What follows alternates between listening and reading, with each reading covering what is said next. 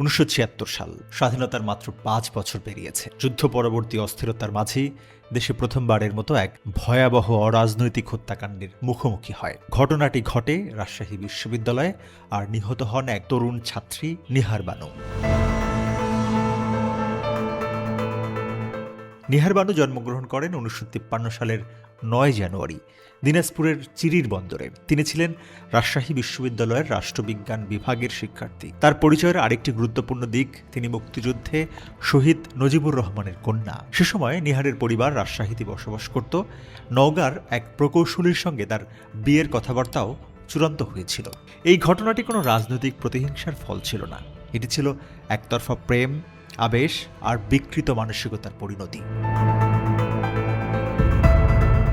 নিহারের সহপাঠী আহমেদ হোসেন বাবু নিজেকে নিহারের প্রেমিক বলে মনে করতেন, কিন্তু নিহার তাকে ভাইয়ের মতো ভাবতেন।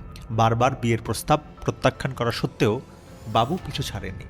অন্যত্র নিহারের বিয়ে ঠিক হয় সেই প্রত্যাখ্যান রূপ নেয় ভয়ঙ্কর আক্রোশে।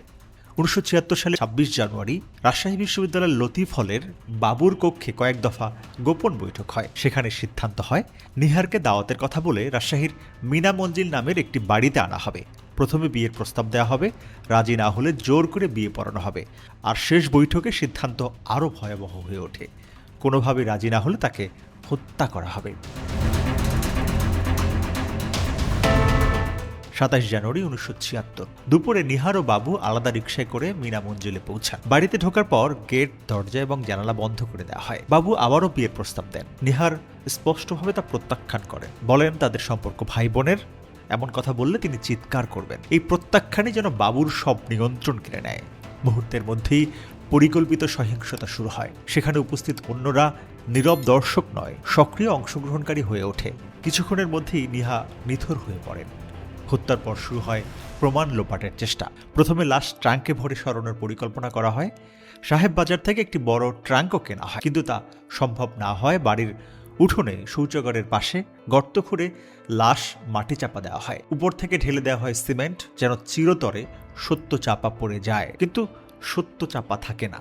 4 মাস পর গ্রেপ্তার হওয়া এক অভিযুক্তর দেখানো মতে 1976 সালের 12 জুন সিআইডি মিনা মঞ্জিলের উঠোন খুঁড়ে কঙ্কাল উদ্ধার করে।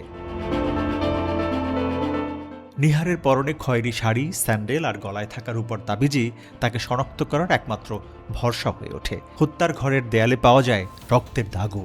এই মামলার প্রধান আসামি ছিলেন আহমেদ হোসেন বাবু। তার সঙ্গে আরও কয়েকজন সরাসরি জড়িত ছিলেন। একজন অভিযুক্ত পরে রাজসাক্ষী হন। তার জবানবন্দিতে উঠে আসে পুরো পরিকল্পনা, হত্যার বিবরণ ও লাশ গুমের কৌশল। 1977 সালের জুলাই মাসে উত্তরাঞ্চলে এক বিশেষ সামরিক আইন আদালতে বিচার শুরু হয়।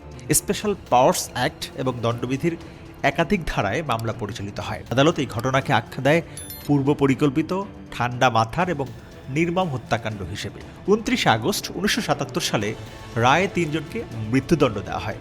লাশ গুমে সহায়তার দায়ে আরও একজনকে কারাদণ্ড দেওয়া হয়। তবে প্রধান আসামি বাবু তখন পলাতক। বিভিন্ন প্রতিবেদনে বলা হয় তিনি পরে বিদেশে, সম্ভবত জার্মানিতে থেকে যান এবং আর দেশে ফেরেননি।